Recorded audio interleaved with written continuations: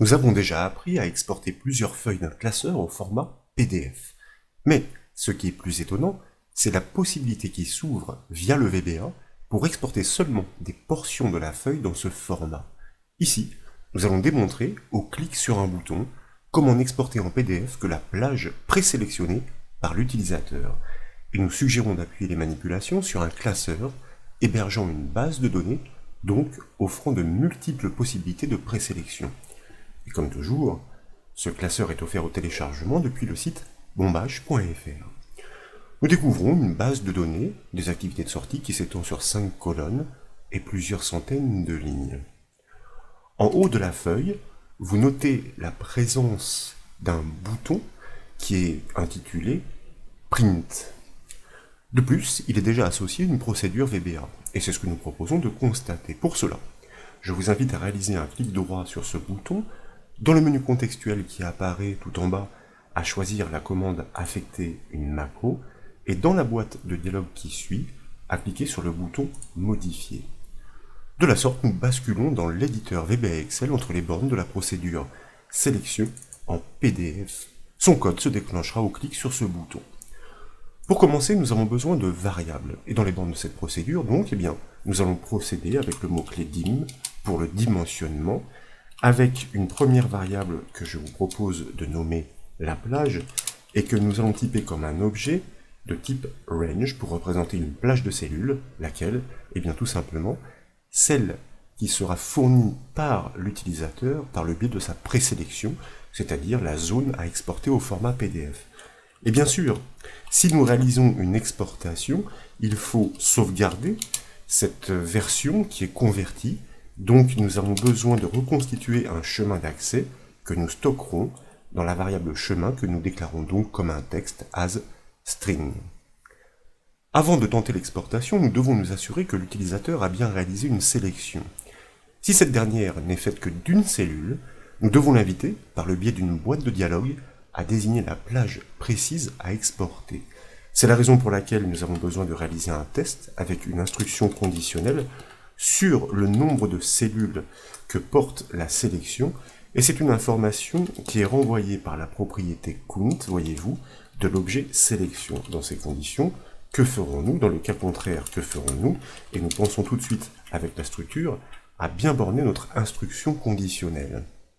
Eh bien, lorsque ce critère est vérifié, signifiant vraisemblablement que l'utilisateur n'a pas fait de sélection, de présélection, nous allons initialiser notre objet la plage sur la sélection que nous allons demander à l'utilisateur de bien vouloir refaire. Pour cela, nous allons exploiter notre objet application pour appeler la boîte de dialogue input-box, nous le verrons, pourquoi cette fonction doit être préfixée dans ce cas précis de l'objet application. Nous fournirons l'explication à l'issue. Nous allons tout d'abord définir un message, sélectionner une plage à exporter, par exemple, une plage à exporter. Donc, entre guillemets, cela va de soi car il s'agit d'une information textuelle. Tant qu'à faire, nous pouvons ponctuer. Nous pouvons, en deuxième paramètre, virgule, définir un titre. Bon, là, je ne vais pas être très original, mais c'est histoire de réaliser l'implémentation de cette fonction. Et puis, nous allons taper un nouveau point virgule, car le paramètre que nous souhaitons maintenant enrichir, ne concerne aucun de ceux qui sont intercalés ici, qui sont tous facultatifs, puisqu'ils sont entrecrochés, mais il s'agit du dernier. Pour l'atteindre directement, nous allons le nommer type égal, pour le fixer sur la valeur 8, et nous allons fournir les explications. Grâce à cette valeur, il indique, ce paramètre, que le retour va être une plage de cellules et non un texte ou un nombre. Et cette plage de cellules sélectionnée par l'utilisateur va directement s'inscrire dans la boîte de dialogue input-box pour pouvoir procéder ensuite à l'exportation. Et c'est en raison de la présence de ce paramètre que nous sommes obligés d'exploiter en préfixe l'objet application. Dans le cas contraire, c'est-à-dire lorsque la sélection n'est pas composée que d'une seule cellule, nous jugeons qu'elle est conforme, et donc nous allons initialiser notre objet la plage, tout simplement sur la sélection déjà effective, donc objet selection. Nous devons maintenant définir l'emplacement des exportations. Nous choisissons de les réaliser dans le dossier de l'application. De plus, nous devons faire en sorte que chaque nom soit unique. Ainsi, une nouvelle exportation n'écrasera pas une précédente. Pour cela, donc, après l'instruction conditionnelle, naturellement, une fois que la plage est bien définie, nous allons initialiser notre variable chemin. Il s'agit d'une variable classique, donc pas de mot-clé set, il ne s'agit pas d'un objet.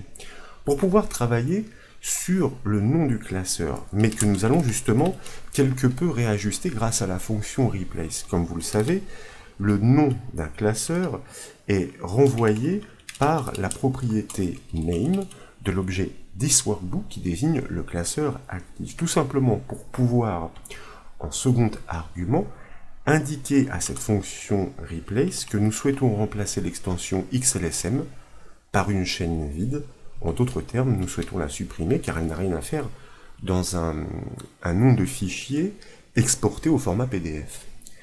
Et puis, comme nous souhaitons que ce nom soit unique, nous allons concaténer cette information statique avec une information sur le temps qu'il est précisément à la seconde près, si bien que chaque exportation, dans son nom, variera de l'une à l'autre. Pour cela, nous allons exploiter la fonction format sur la fonction VBA now, qui désigne le temps qu'il est précisément à l'instant où elle est appelée, à l'heure près, à la minute près, à la seconde près. Et puisqu'il y a dans une information de date des caractères qui sont proscrits dans le nom d'un fichier, comme par exemple des anti-slash, sachant que les espaces ne sont pas non plus très judicieux, eh bien nous allons indiquer quel est le format de sortie que nous souhaitons pour cette information de date unique. Nous voulons la précision sur 4 chiffres pour l'année, Y pour heure, sur 2 chiffres pour le mois, M pour month, et sur 2 chiffres pour le jour, day pour day. Jusque-là, nous ne sommes pas encore sur un nom unique, dans la mesure où nous pouvons réaliser plusieurs exportations le même jour. Et c'est là que nous allons séparer underscore, et bien les informations qui suivent sur la précision sur laquelle nous allons descendre, 2 chiffres pour l'heure, 2 pour les minutes, et 2 pour les secondes. Là, nous obtenons bien un nom forcément unique. Nous fermons les guillemets, nous fermons la parenthèse, et bien sûr, nous n'oublions pas d'ajouter par concaténation l'extension de ce fichier, qui est forcément .pdf.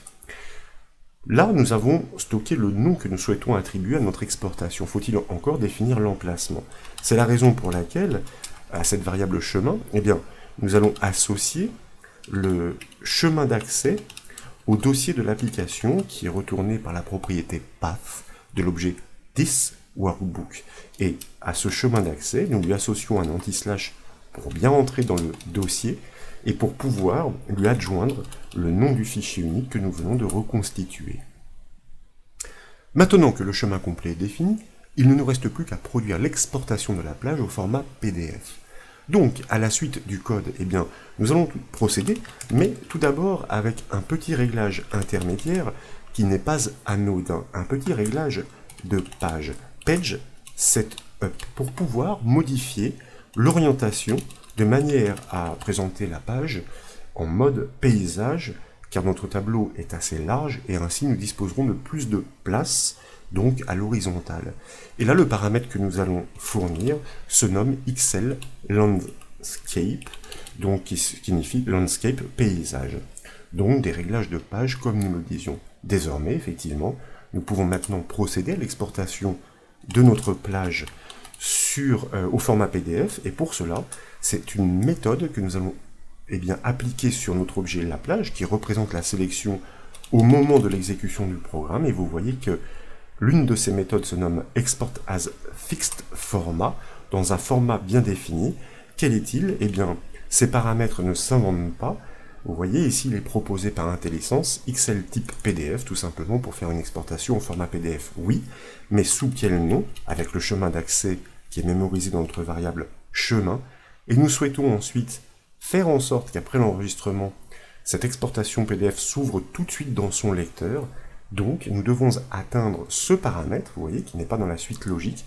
Donc, nous allons devoir le nommer open after. Alors, on va respecter la casse et puis surtout ne pas faire de commettre d'erreur dans l'enchaînement des caractères qui le composent.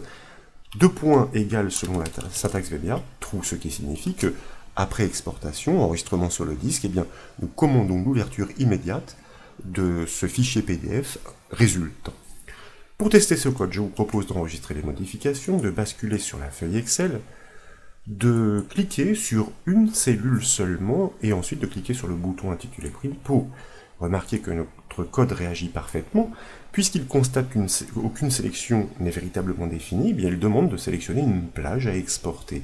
Ce que nous faisons grâce au paramètre, je vous le rappelle, type égale 8, jusqu'à l'établissement qui se nomme Prodige dans les Alpes-Maritimes, plage B3E12 ainsi intégrée automatiquement à la sélection. Nous validons par le bouton OK, et là je m'aperçois qu'il y a une erreur.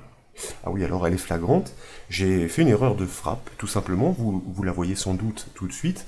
Je ne sais pas pourquoi ici j'ai un W, c'est un XL bien sûr, hein, pour Excel Landscape. Alors pardonnez-moi pour cette petite coquille qui n'est pas bien grave, nous allons reprendre la simulation.